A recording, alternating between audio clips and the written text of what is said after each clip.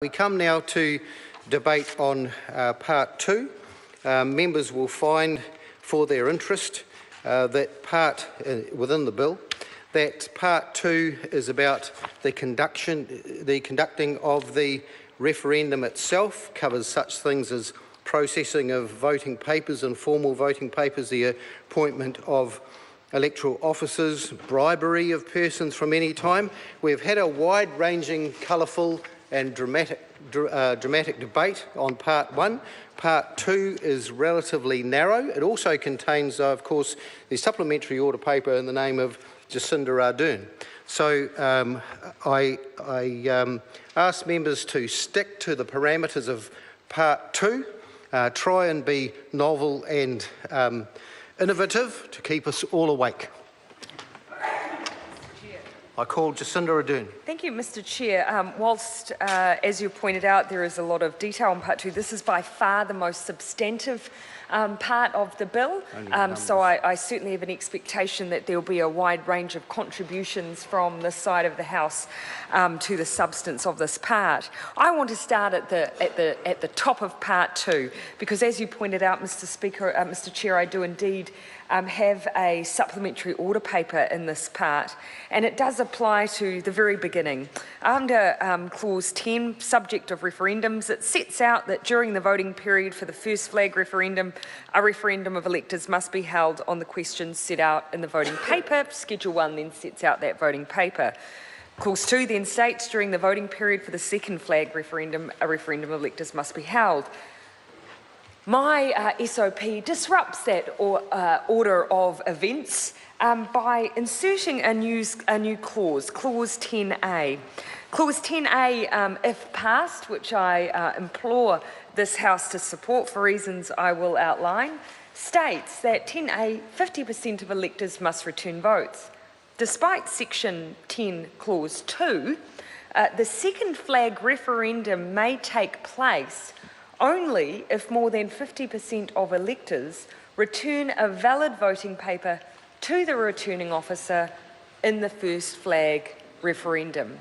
So obviously that SOP making it very clear that if after the first round, regardless of what is returned in that first round, regardless of whether or not people have ticked all of their options and sent it back, if less than 50% of, if fewer than 50% of those who are eligible to participate in that referendum return their voting papers, then the second referendum would not take place. Now, let's run through the rationale for why that might be. Well, obviously, something that the Prime Minister has claimed is as constitutionally important as he claimed in question time, as this flag referendum is to be considered valid amongst the New Zealand population, and indeed amongst Parliament, then surely we would want at least 50% of the population to participate in that vote. Now, you could argue that having a clause like this, if people wanted to participate, this would be the kind of clause that would make people think, right, if I want to have my say in this and I really want to see it changed, then I've got to get out there. So what could the government possibly be afraid of? If they genuinely believe that every New Zealander wants to see change, as they seem to believe because they're so unwilling to allow a simple yes-no vote first, if they're so convinced that the New Zealand public want change and indeed want this in the first place, then surely they would be willing to support an SOP that puts that to the test and says, right, if you're so sure that everyone will participate, you would have no problem with an SOP like this. Back the decision that you've made to put this to the public. Back the fact that you believe 50% of the population will come out. And the bonus of that then becomes that if 50% turn out, then no problem. Your bill proceeds as planned. If they don't, we don't run the risk of having a referendum that does not have the mandate of the public, and we don't waste another $6 million by holding round two. Win-win. So I challenge the government, if the government members tonight do not support this SOP, I will take that as a very clear indication that they right now actually do not believe that the New Zealand public will participate in this referendum. Because if you did, you'd have no qualms supporting it. You'd have no qualms supporting that little backstop measure that says if the public won't come out, let's not waste our money on round 2. Let's not waste our money. Let's not waste our money, and let's not bring in a flag that people aren't willing to participate in a debate over. Now, we've heard some defensiveness about the level of participation so far. Maggie Barry stood up in the House today and said that there was a fantastic national conversation, very defensive about that. I can see why, because her department has spent a considerable amount of money on this. The Ministry of Culture, Arts, Culture and Heritage is a part of this, legislation.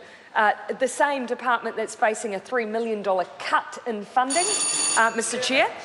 Mr. Chair, and so I can see why she would want to push the fact that this is a national conversation, but ultimately, put your money where your mouth is what I'm arguing with this SOP. So I look forward to a member on that side of the House giving me a rational set of reasons why you'd not be willing to have that test in there. We've put other tests before. We've tried to alter the structure of the voting papers. The government hasn't bought into that. I'm at least hoping that they will not be afraid to support this SOP. I want to come then, moving down through part 2. I want to come to clause 13.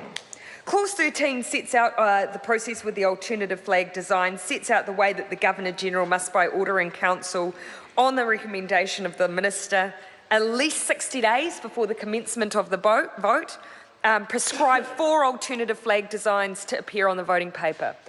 Let's be really clear, there weren't always just 4 alternatives as a potential way of structuring this ballot.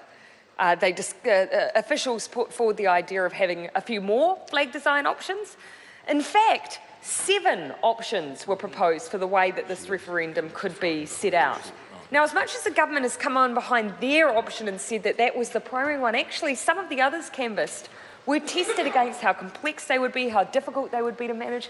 Most of them came out looking okay as alternative options. But for this one, we've gone with 4 prescribed. The public gets 60 days to see them.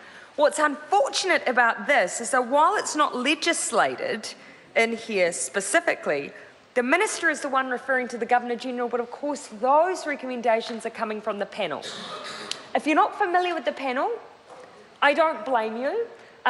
They don't have any designers on the panel. One might think that if you're going to be choosing alternative flag options, you'd have someone who had some background in design. No, they are being paid $500,000 as a board to exist. And there's how many? Well, I would call it a small number when you look at the amount that they're costing us, $200,000 to hold public meetings with this panel, which 26 people on average are showing up to.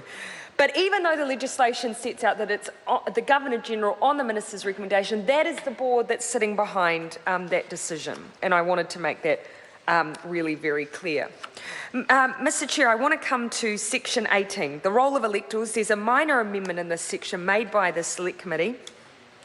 It sets out there that there is an exemption here for this referendum that would usually apply to others, and that's the usual requirement to allow the inspection of the rolls. That won't happen for the second referendum because there's such a short time frame between the two. A common sense amendment, I think you'll agree. Again, demonstrating where the different costs, though, come in by holding 2 referendums, because there is a considerable logistical process that exists behind each. Small cost saving there, though, nonetheless, but it is indicative. Mr. Chair, though, one of the more significant issues that we debated as a Select Committee was how we treat spending limits, how we treat whether or not you have to have promoter statements. And look, the recommendation of the Select Committee was based on the discussion that was had by the parliamentary group who was considering the way that this referendum would be held. And the decision was generally made that a spending limit in this case was not required because the view was that those who come in as parties to this debate would not necessarily be of particular political persuasions. If someone wanted to spend their personal millions promoting a flag, so be it. If Gareth Morgan wants to spend $20,000 on a prize for a flag, so be it. But I want it to be stated clearly on the Hansard, for the record, let it stand, that the absence of a spending limit in this referendum is not in any way indicative of the general view of the committee that that needs to apply for any other referendum or election. These are very special circumstances where it was deemed that special interests wouldn't really be played out via paid advertising and registered promoters on in these particular circumstances. But we need to be really, really clear on that. We also need to be clear that you cannot use parliamentary funding to promote a particular alternative. That is very clearly stipulated, and so promoting the referendum, fine. Promoting an alternative, not okay under parliamentary spending or these rules set out in this bill. I call Jennifer.